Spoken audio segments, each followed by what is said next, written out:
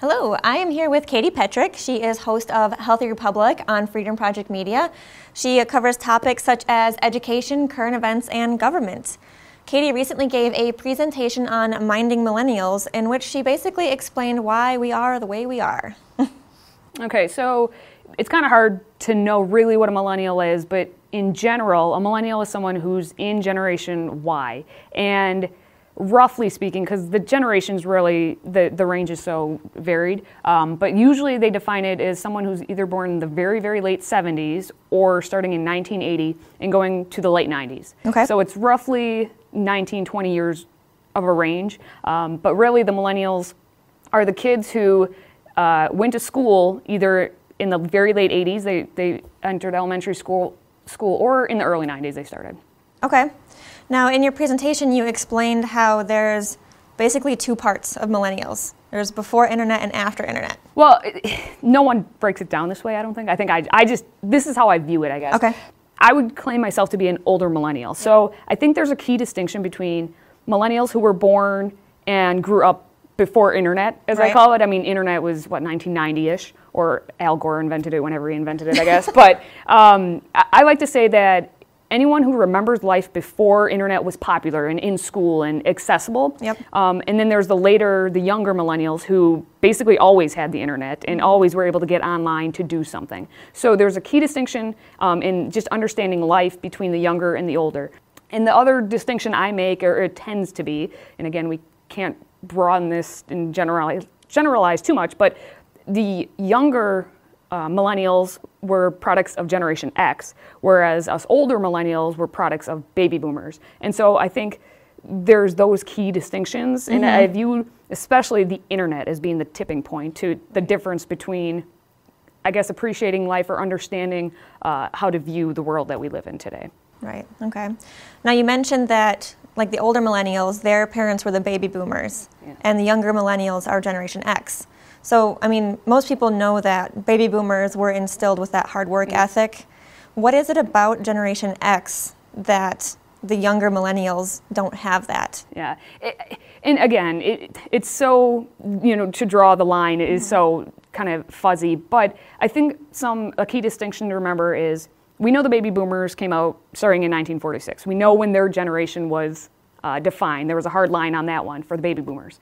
But more than likely, they also came out of the parents of the Great Depression, or they came out of the greatest generation, I should say.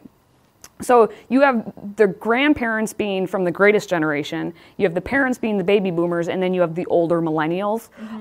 And so I think there's that hard work ethic that is kind of passed down. Now, you otherwise have the silent generation who had the Generation X and then the younger millennials. So Gen X, I mean, I rag on them a lot because of some of the things I see the products that they've had. And this isn't to say that, baby boomers are great, because we all have our faults, everyone does. But the Generation X, some call them the bust generation. Some call them, the kids who were kind of the slackers in high school, and they grew up with the grunge era, and they didn't really care. They were kind of fun, but they didn't really put forth any effort. But what you see now is they actually are the generation that have a lot of entrepreneurs, which would be a great thing for the country. The issue that is coming from that I see at least, is that they're entrepreneurs, so they maybe just turn around and give their kids what they want, instead of instilling like, hey, here's how I picked up my bootstraps and I made it, and I made this business. They're just giving it to their kids instead of having the kids really work for it. And so I see a definite distinction between people who are the older millennials, the ones who actually had parents from the baby boom generation, versus parents who are in the Generation X, and I see it across the board from a lot of different socioeconomic status. There's key distinctions with it that you can tell. But on the other hand, baby boomers could go the other way. So you have those who worked hard and want to instill that in their kids, but then you might also have, say, for instance, my parents who, we had such a hard life that we want you to have everything, so we're just going to hand it to you. Yeah, and that's the thing. I mean, I'm not, Generation X is bad and baby boomers are great. I'm not saying that by any means, but it's absolutely true. It really depends on, your own family status and how they viewed it. We obviously all were told that, we want to give our kids better than we had. And that's, why wouldn't we want that? That's exactly what America's about, is being able to grow and succeed.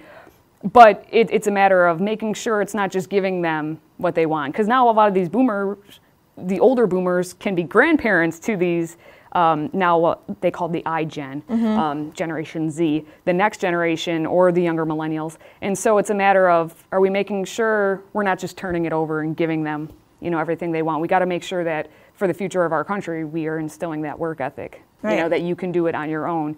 Don't rely on everyone else. For millennials like you and me, who entered kindergarten around 1990, we went into college around 2005, how do you think education contributed to the millennial mindset? Well, it's really quite fascinating. I mean, we know the degradation of the quality of education that we've received in this country. I mean, it's been going down since the days of Dewey, as I say.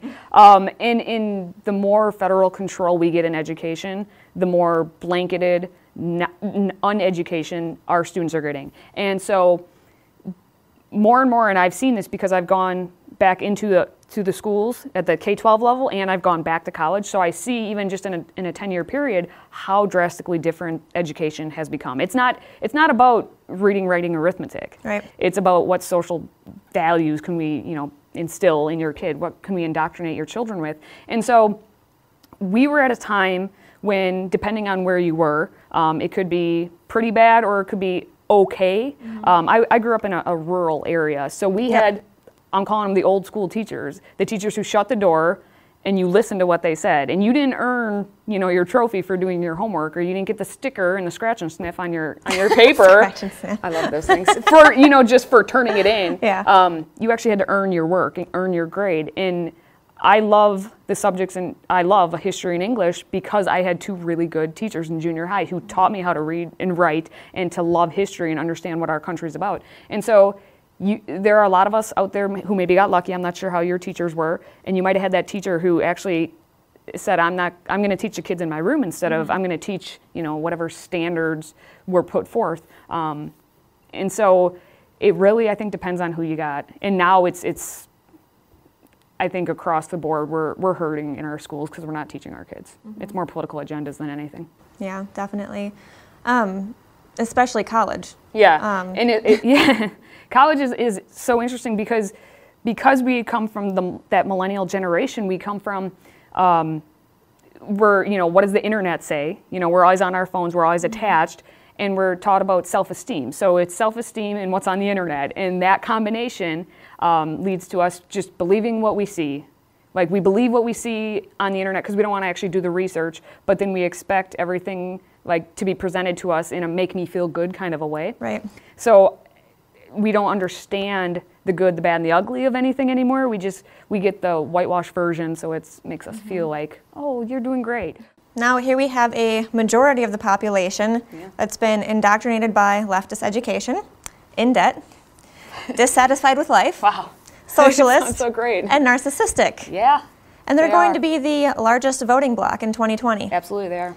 So I don't know about you, but that makes me feel pretty hopeless. Yeah, and that's deflation. Right. And here's the thing, I'm an optimistic realist, so if we understood our history and we still have time, we can learn it. I stay positive because I look at where we've come as a country and understanding that, it may seem like this generation's hopeless, but every generation blames the one before, as Mike and the Mechanics, I believe, say. So you can look back, they're young, they're going to grow. I look back to our founders. In 1776, they weren't old guys. They were our age. They were all our age. Yeah. I mean, Hamilton was, I think, 21. I mean, Adams was getting old at 40, and Washington was 44. I mean, Ben Franklin was old. Let's not get us wrong. He was the old guy. But really, these guys, they were kind of us. I mean, and so what's to stop any of us from bringing it back? So I'd like to think that continuing to let people know and open up their eyes to this, I think there's hope. And it is going to be a long path, but if we kind of give in to those older generations blaming us and saying that we are narcissistic and we are lazy and arrogant and all this, we're going to just prove their point. Right. And I like proving people wrong. So I think we can do it. In the older we get every year, and you know what's happening in present day society, things are shifting very, very rapidly, and I think there's hope for us to be okay for 2020 even. Hopefully. Hopefully. Well, and at your presentation, I remember there was an older man that raised his hand and he asked, how do we relate to millennials? Like, how do you take someone who's been indoctrinated and bring them over to the conservative side? My thoughts that were going through my head, like I grew up in a very democratic left household. You know, I can remember my mom actually saying once that, why should the rich be so rich, you know? So I became more conservative as I grew up, and to me, it's pretty plain and simple. Like if you just explain what the Constitution is, what the Bill of Rights is. I mean, and we didn't really learn that in school. I don't know about you, but I don't remember ever learning about the Constitution and the Bill of Rights, at least not extensively. Not extensively, no. So to me, it's pretty simple. If you just say, hey, if you look here, you'll see that the source of our problems, what you are so angry about with government and economics and everything, it's not supposed to be that way. It's that way because of socialism. Yeah, and we were taught, we weren't, you know, really actually given the documents, and we weren't encouraged to, okay, read them and understand this. It was more very surface level type of things. And so, honestly, I think when I talked to that man about, like, you know, what can I do as a baby boomer or someone who's, you know, a bit older, what can I do to try and help these millennials?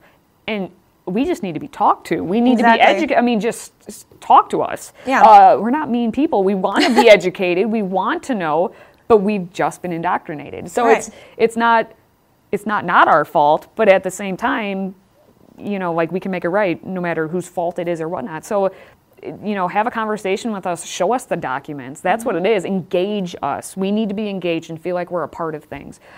Me, right? So just make us feel like we can make a change and we can do something, and we'll, you know, see the error of our ways, I think. Thanks again for being with us, and where can people find out more? Sure. I have Healthy Republic. It's located on FreedomProject.com. We have 5 different personalities, so you'll see my mug up there. And you can find me on Facebook, Katie Petrick. I have a Facebook page, and you can find cool things out about what I'm doing and what's happening in the world today. All right, so to find out more, go check out Katie Petrick on the Healthy Republic.